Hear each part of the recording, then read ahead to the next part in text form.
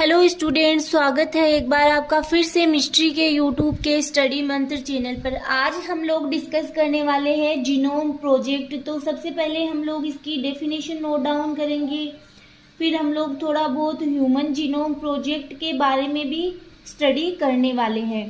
तो सबसे पहले हम लोग ये देखते हैं कि इसको किसने इसके बारे में सर्वप्रथम बताया था। तो यहाँ पे लिखा है कि जीनोम वर्ड का सर्वप्रथम यूज विंकलर ने 1920 में किया था।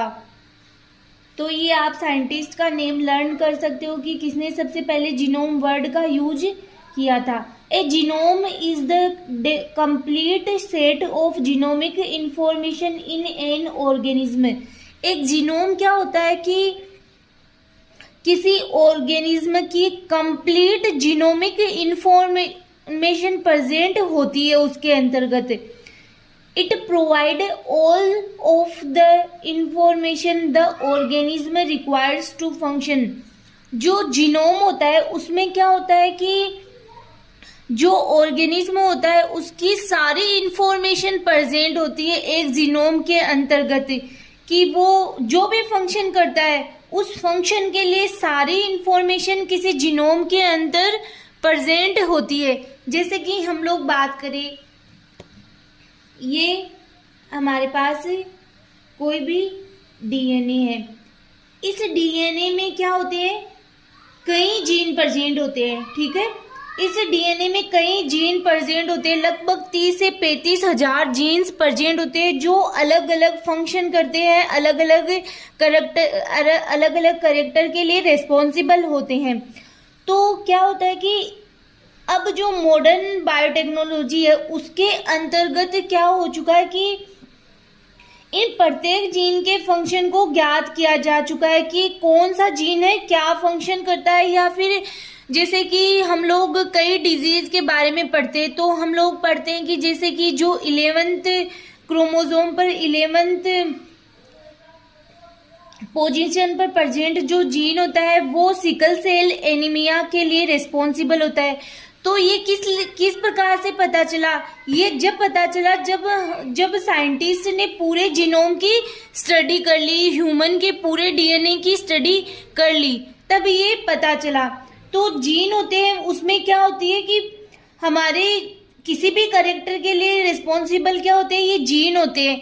जैसे किसी के बाल काले हैं तो उसके लिए कोई जीन रिस्पॉन्सिबल है, किसी के बाल घुंघरू वाले तो उसके लिए भी कोई ना कोई जीन रिस्पॉन्सिबल है, किसी की आईज है वो ब्राउन है तो इसके लिए भी कोई जीन रिस्पॉन्सिबल है। इस प्रकार से जो ये जीन होते हैं उनके अंतर्गत सारी जेनेटिक इंफॉर्मेशन प्रेजेंट होती है। इनको कंप्लीट रूप से क्या बोला जाता है, जीनोम बोला जाता है। फिर in human the genome consist 23 pairs of chromosome, कि जो ह्यूमन का जीनोम होता है उसमें 23 पेयर्स क्रोमोसोम प्रेजेंट होते हैं। Located in the cell's nucleus, जो कि कहाँ पे प्रेजेंट होते हैं, सेल के न्यूक्लियस के अंतर्गत प्रेजेंट होते हैं। A genome consists all the information needed for an individual to develop and function। एक जीनोम होता है उसके अंतर्गत सारी इंफॉर्मेशन प्रेजेंट होती है जिसके द्वारा जो कोई भी इंडिविजुअल है, मतलब कोई भी व्यक्ति है, वो फंक्शन कर रहा है या फिर उसका डेवलपमेंट हो रहा है। एक बैक्टीरिया के लिए जीनोम प्रोजेक्ट के अंतर्गत उसके सिंगल क्रोमोसोम की सीक्वेंस की मैपिंग करना होता है। फर्स्ट जीनोम सीक्वेंस 1995 में हीमोफिलस इन्फ्लुएंजा का प्रिपेयर किया गया था। तो ये आप नोट डाउन कर सकते हो कि सबसे पहले किसका जीनोम सीक्वेंस स्टडी किया गया था।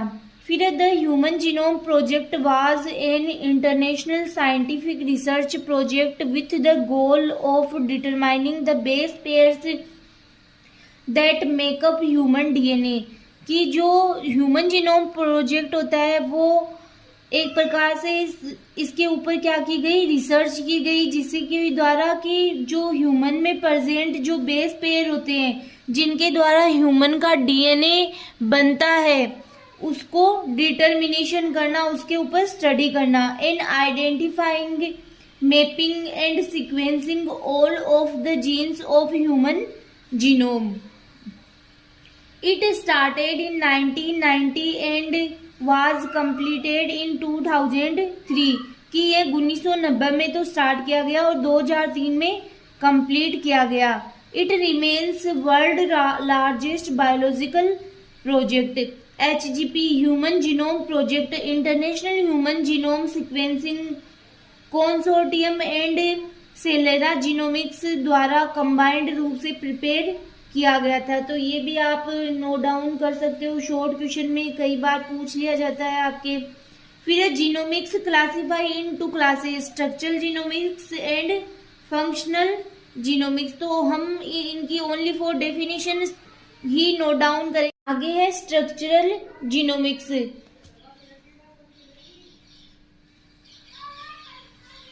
Structural genomics describe the three-dimensional 3D structure of each and every protein that may be encoded by a genome.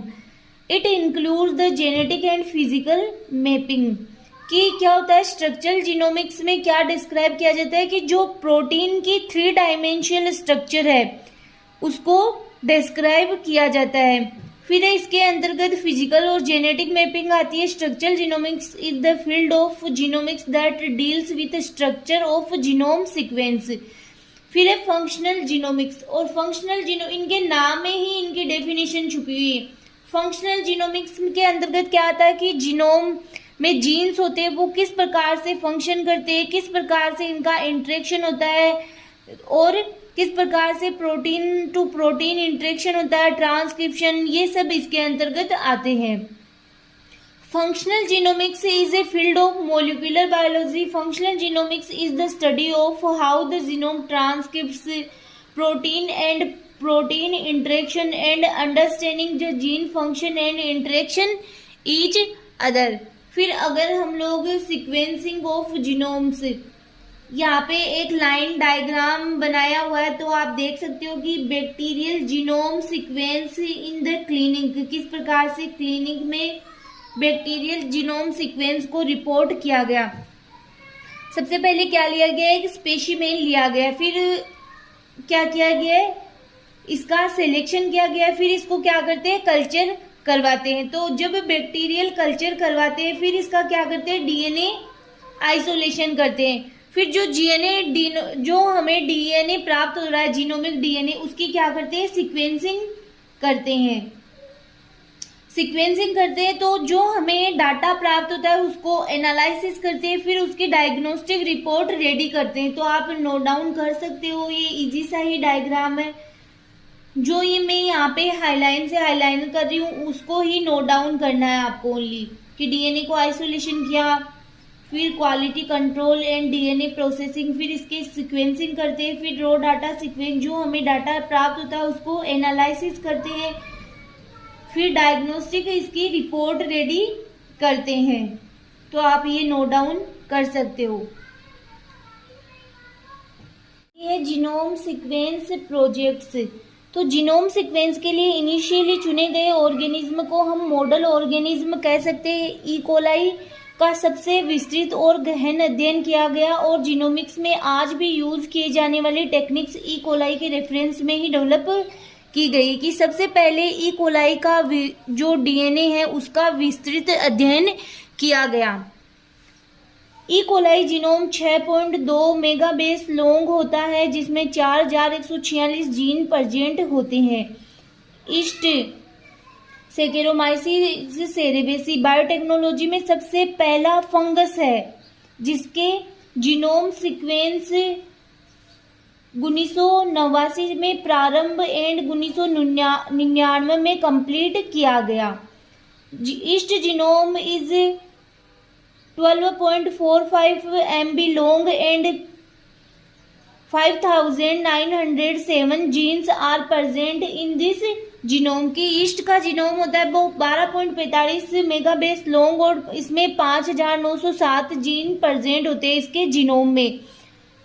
फिर ड्रोसोफिला को क्वीन ऑफ जेनेटिक्स कहा जाता है. कई बार शॉर्ट क्वेश्चन में पूछ लिया जाता है क्वीन ऑफ जेनेटिक्स को, तो किसको कहा जाता है ड्रोसोफिला फिला को कहा जाता है। इसका जीनोमिक सीक्वेंस 2000 में कंप्लीट किया गया। इसके जीनोम में 139.73 mega base pair and 24,113 genes present होते हैं। तो डाटा